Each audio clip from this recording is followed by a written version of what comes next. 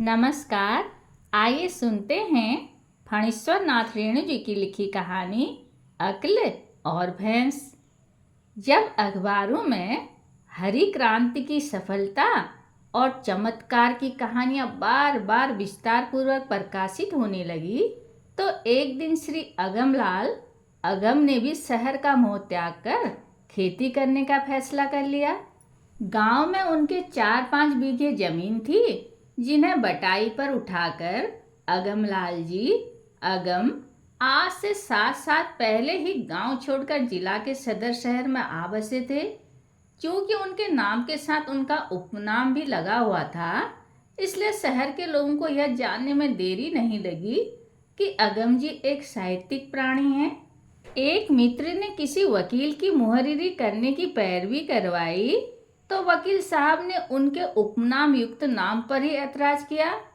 एक ही साथ 2 नाम रखना गैर कानूनी है और जिसका नाम ही गैर कानूनी हो वह कानूनी कारोबार कैसे कर सकता है। एक सेठ जी के घर बच्चों को पढ़ाने का टप्पस लगाया तो सेठ जी भी उनके नाम और उपनाम से भड़के। पूछा, क्यों जी, गाना वाणा तो नहीं बजाते हो? नहीं जी, हमें ऐसा मास्टर नहीं चाहिए। चारों ओर से हार कर आखिर एक दिन अगम जी अपने नाम की कुर्बानी करने को तैयार हो गए। अपने नाम के अतिरिक्त अंश को कतर कर अलग करना चाहते थे कि नौकरी दिलाने वाले देवता अचानक प्रसन्न हो गए। एक पुराने प्रेस में प्रूफ देखने की नौकरी मिल गई और तब से अगमलाल जी अगम अपने अखंड नाम के साथ ही प्रूफ देखते हुए साहित्य सेवा में संलग्न थे।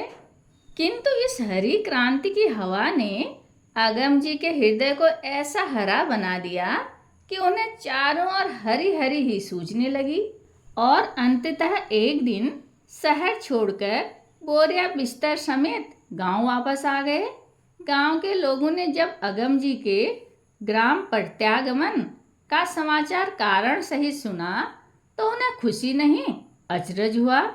कई निकट के संबंधियों और शुभचिंतकों ने उन्हें नेक से नेक सलाह देकर शहर वापस भेजना चाहा, किंतु अगम जी की आंखों के आगे सदैव उन्नत किस्म के गेहूं की बालियां झूमती रहती, शंकर मकई के भूरे भूरे बाल लहराते रहते और आंखों में नींद आती तो अपने साथ नए किस्म के उन्नत सपने ले आती।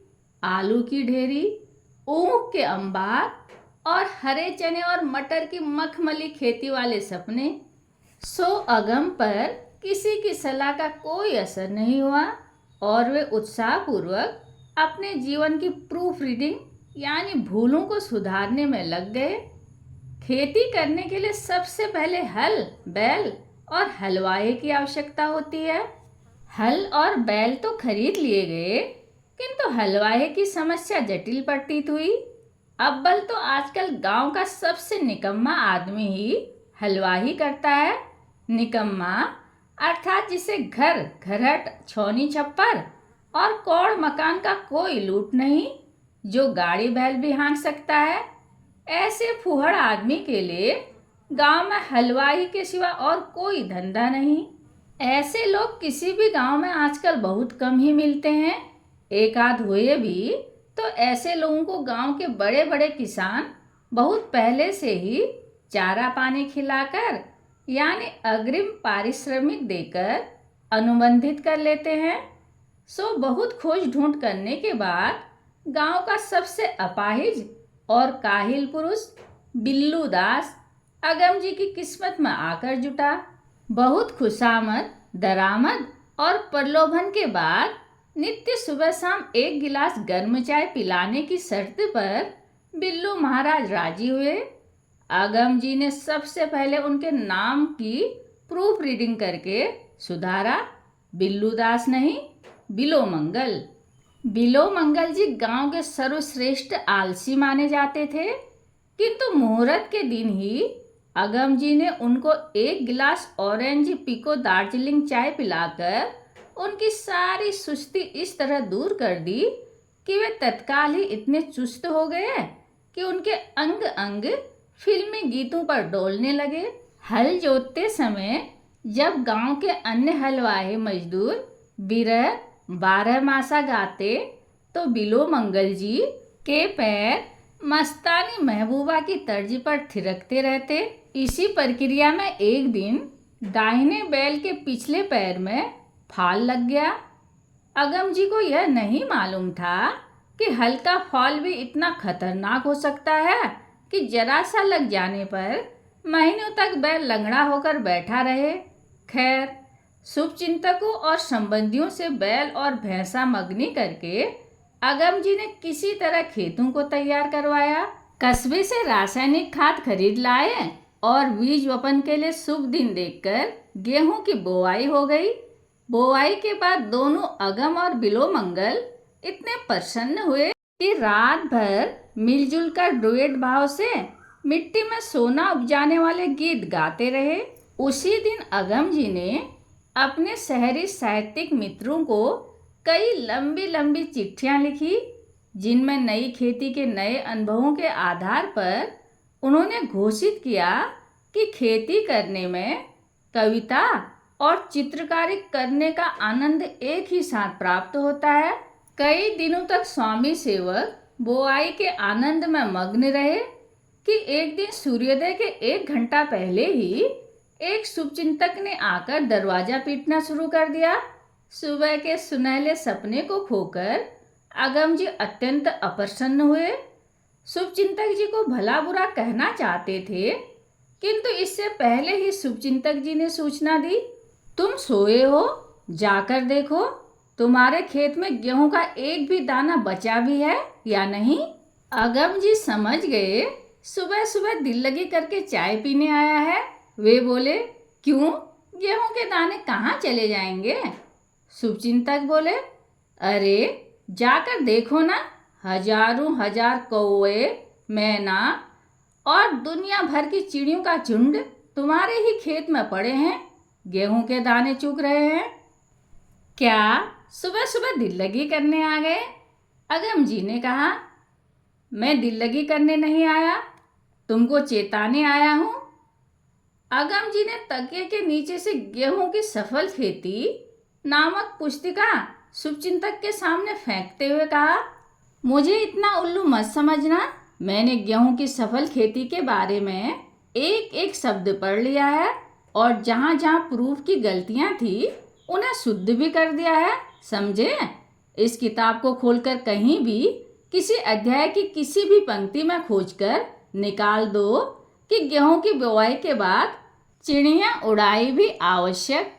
शुभचिंतक जी ने अप्रसन्न होकर जवाब दिया, तुम्हारी इस किताब में क्या लिखा है और क्या नहीं लिखा है यह मैं नहीं जानता। सामने तुम्हारे खेत हैं, जाकर खुद देखते क्यों नहीं कि खेतों में चिड़ियों के कितने अध्याय और कितनी पंक्तियां हैं। बोआई के बाद सभी किसानों के हलवाए रखवाले सूर्योदय के बहुत पहले ही खेतों पर चले जाते हैं। दुनिया भर की चिड़ियों की टोलियां कचर कचर करती हुई खेतों में उतरना चाहती है, किंतु वे पटाखे छोड़कर तथा फटे कनस्तरों को पीट पीट कर उन्हें उड़ाते रहते हैं। हा हा ए। अगम लाल जी अगम ने गांव से बाहर जाकर देखा, सचमुच अद्भुत व्यापार।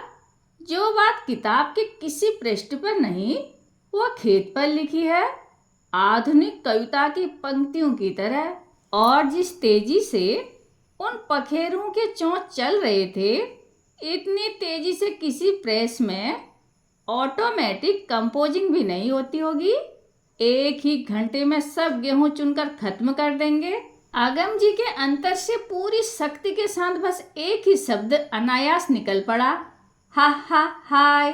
किंतु उनके हाय का कोई खास असर नहीं हुआ और हाथ की तालियों से जब पंछियों के एक पंख भी नहीं फड़के तो उन्होंने एक ढेला उठाकर फेंका। ढेला खेत में गिरा तो इधर चढ़ती हुई चिड़िया उड़कर उधर जा बसी और चुगने लगी। अगम जी दौड़कर उस मेड़ पर गए। तब तक बिलो मंगल जी भी सहायता के लिए पहुंच गए थे।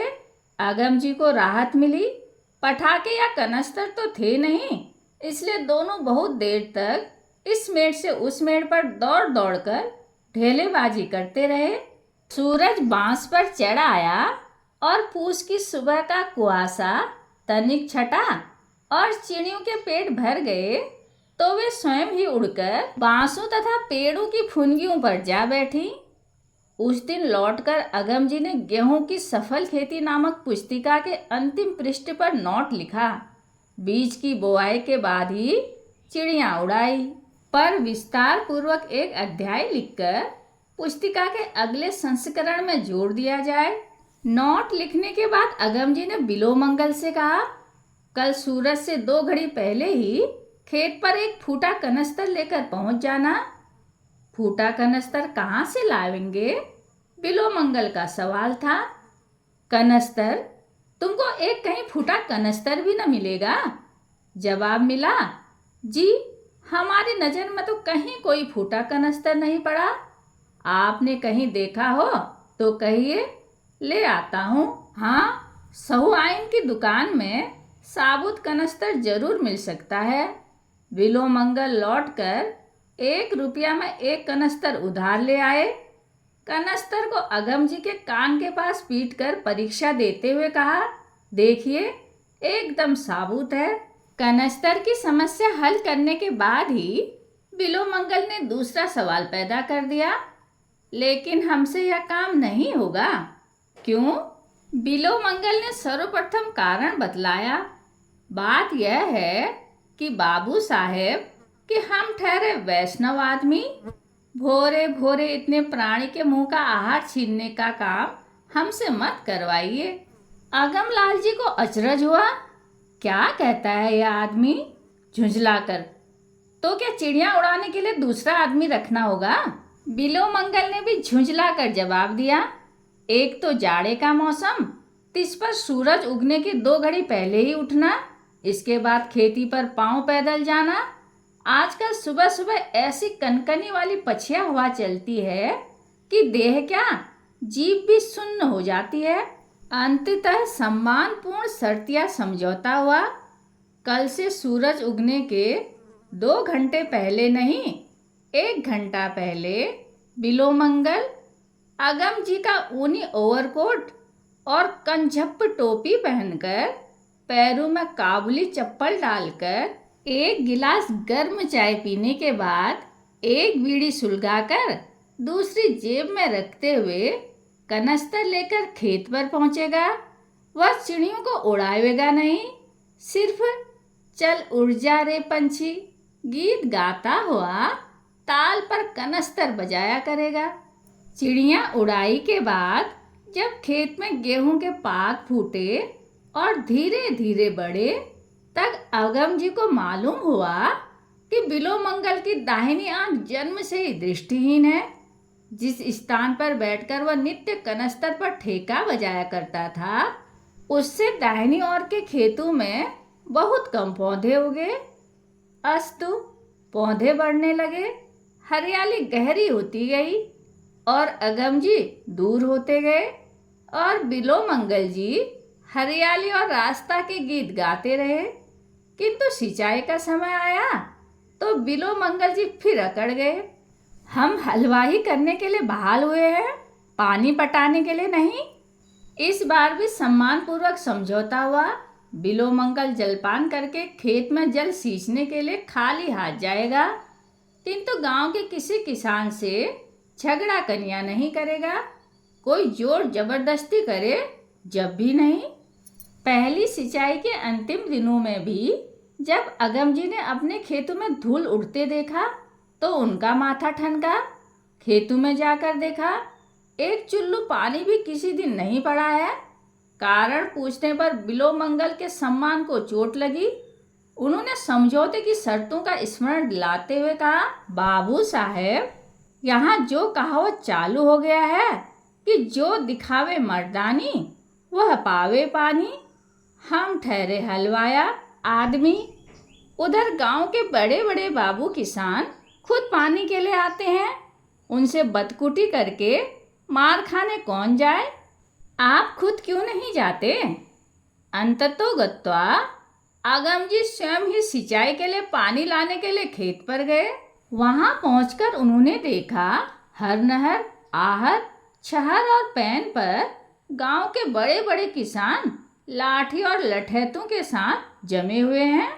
अगम जी ने जब देखा कि बगैर लाठी और लठैतों के पानी पाना असंभव है, तो उन्हें सत्याग्रह की याद आई। उन्होंने ऐलान करके कहा, सभी लोग सुन लें, कल से अगर मुझे पानी नहीं लेने दिया गया तो मैं यहीं इसी साइफन पर बैठकर आमरण अनशन शुरू कर दूंगा।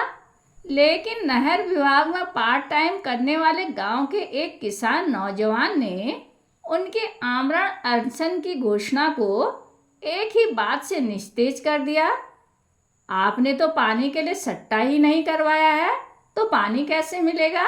सट्टा? यह सुनते ही उनकी सिट्टी पिट्टी गुम हो गई। वे चुपचाप मुंह बाएं अपने सहायक बिलो मंगल जी की ओर देखते रहे। बिलो मंगल जी ने उन्हें फुसफुसाकर कहा, बाबू साहेब, यहाँ हर बात में पार्टी पॉलिटिक्स होती है। Party politics? अगम जी मुंह बाए ही रहे। जी, गांव दो पार्टी हैं, पुआरी टोल पार्टी और पछियारी टोल पार्टी। आपका घर दोनों टोले के बीच सिवान पर पड़ता है।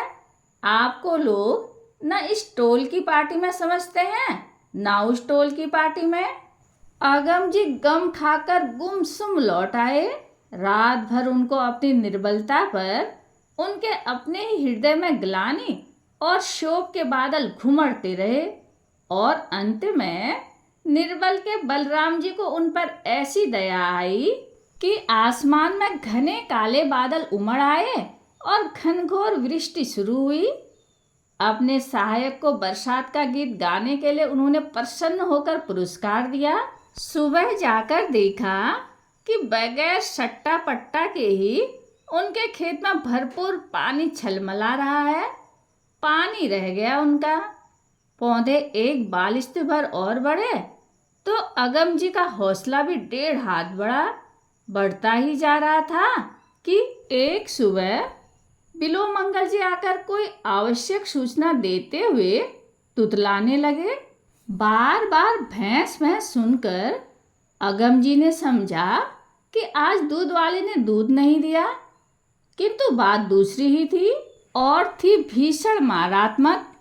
रात में गांव के भैंसवारों ने उनके तीनों खेतों की फसल को चराकर साफ कर दिया।